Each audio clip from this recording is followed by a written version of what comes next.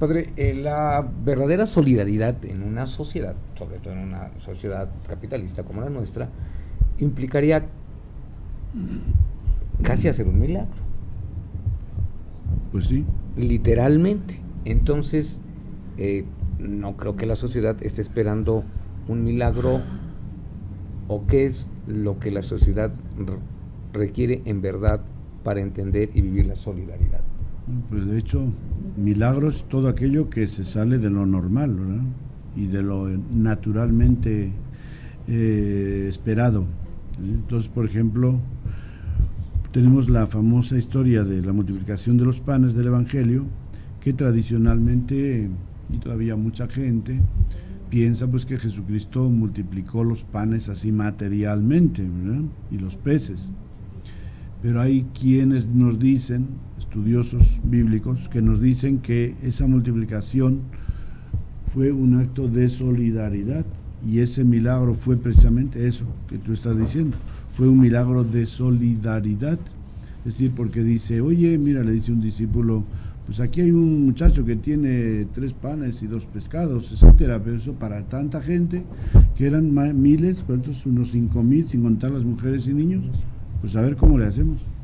Entonces hay quienes piensan que el milagro fue que Jesús dice, pues que se siente toda la gente, ¿no?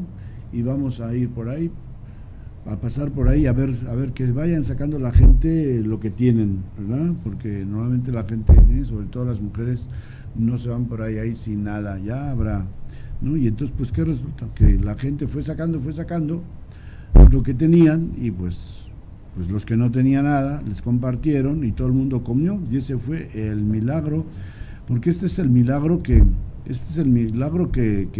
nuestra vida como cristianos tiene que hacer en este mundo. O sea, no hace falta multiplicar el trigo, ni el arroz, ni las calabazas. Lo que hace falta es cambiar el corazón de las personas, de manera que el que tiene, como dice Santiago, el que tiene 2 trajes comparta con el que no tiene nada, el que tiene 2 kilos de arroz de uno al que no tiene nada, el que tiene comparta con el que no tiene. Ese es el milagro que Cristo, que el cristianismo tiene que hacer, y ese es el milagro que se está haciendo en cierto modo aquí en México ahora, ante estos estados que han perdido, pues mucha gente lo ha perdido todo, hasta la vida, ¿verdad? Sí. Y que vemos cómo la gente se siente solidaria. Entonces ese milagro es el milagro del corazón humano, ¿sí? De que el corazón humano tiene todavía ese sentimiento de solidaridad. Una persona decía, es que los mexicanos somos así. Pues muy bien, sí somos, pero somos así porque somos seres humanos, que tenemos sentimientos humanos de solidaridad, ¿verdad? Si vamos a otro pueblo veremos que también lo hace. Mientras el corazón humano no se atrofie, no se le maten los sentimientos que tiene, el ser humano será solidario, y esa es la gran riqueza que deberían de aprovechar los gobernantes de un pueblo y de una nación, ¿verdad? Es, por ejemplo, ahora con el conflicto de los maestros y etcétera, pues ¿qué clase de solidaridad necesitamos? ¿Dónde está la solidaridad? ¿Quién se siente solidario y quién no se siente solidario de unos y de otros? ¿No? Los que están en huelga se sienten solidarios con los ciudadanos de México, que tenemos que ir de aquí para allá y necesitamos autobuses y medios de comunicación y las calles para viajar. Así es. Y los de aquí, o el gobierno o las autoridades, se sienten solidarias de esta gente, o los estamos simplemente aguantando hasta que ya se cansen. ¿De dónde hay solidaridad? O quizá no hay solidaridad de parte de nadie, ni de parte de unos ni de otros, y pues por eso los conflictos se alargan y se alargan y se alargan hasta que Padre, aquí una reflexión muy triste, muy triste, sobre la realidad humana. ¿Cómo puede ser posible que el planeta produzca alimentos como para 14,000 millones de personas, y habiendo 7,200 no alcanza? Eso es ridículo. Sí, porque es que además, bueno, sabes, una cosa que me sugiere esta parábola del pobre Lázaro es que hay muchos ricos que son los que dominan la realidad social económica del mundo, que son muy sinvergüenzas.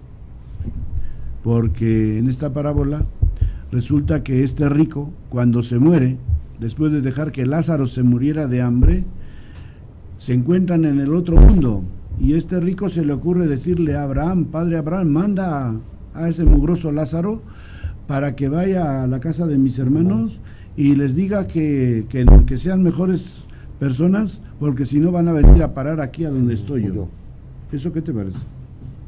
Es una sinvergüencería, además de que lo dejó morirse de hambre, ahora quiere que vaya él a decirle a su gente que anden con cuenta. Y así, o sea, como que la gente pierde sentido. El dinero atrofia los sentimientos humanos, y la gente que tiene esta abundancia de bienes que ni sabe cuánto tienen este peligro de ¿qué? De usar a las personas como si fueran también objetos de comercio. Se pierde el sentido de lo humano, ¿verdad? Padre, entonces, pero para los que estamos del otro lado y no somos los tenedores de tantos bienes, predicar con el ejemplo, ¿sí? Crear una mejor sociedad dándole la espalda a quien se comporta de esa manera. Digo, finalmente tampoco los necesitamos. Pero para esto necesitamos líderes con esa conciencia, que sepan unir a la población, ¿verdad?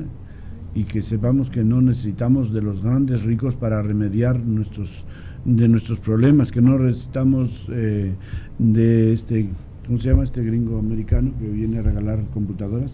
Bill Gates. Bill Gates. Entonces pensar que, pues que viene Bill Gates y va a regalar 1000 computadoras a los niños de las escuelas rurales de México, etcétera, eso es una tontería. ¿Cómo no? Eso no resuelve nada, y eso es pues querer darnos a tole con el dedo, ¿verdad?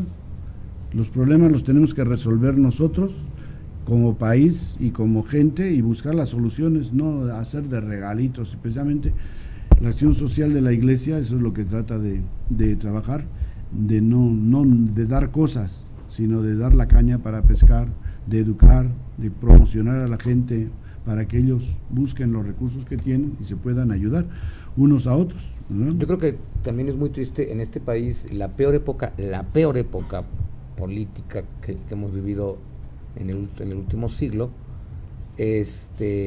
Su eslogan era solidaridad. Eso ya es el colmo de veras del descaro. Pero bueno, eso es como: ustedes los pobres solidarícense, porque si no se mueren de hambre, ¿no? Hágame usted favor. Pues claro que es ridículo, ¿verdad? Es como que nosotros, si nos morimos de hambre, es porque no somos solidarios. Hay una campaña que es para matar al hambre. Yo creo que nos van a regalar una pistola, pero una barbaridad por el estilo. Pero exacto, quienes tienen el control de los bienes de la sociedad y demás no hacen nada, porque todo es para ellos. Claro. Pero los que estamos del otro lado sí podemos ser el ejemplo de cómo crear una sociedad en solidaridad. Es que la virtud que caracteriza a los ricos en bienes materiales es la avaricia. Bueno, sí, pues si no. Y la virtud que caracteriza a los pobres es la solidaridad. ¿Dónde se da el tequio? ¿Qué es tequio? No sé. Hombre, palabra, no sé.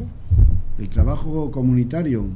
Hay muchas obras que en los pueblos, en los ranchos, concretamente en Oaxaca, se usa esta palabra de tequio.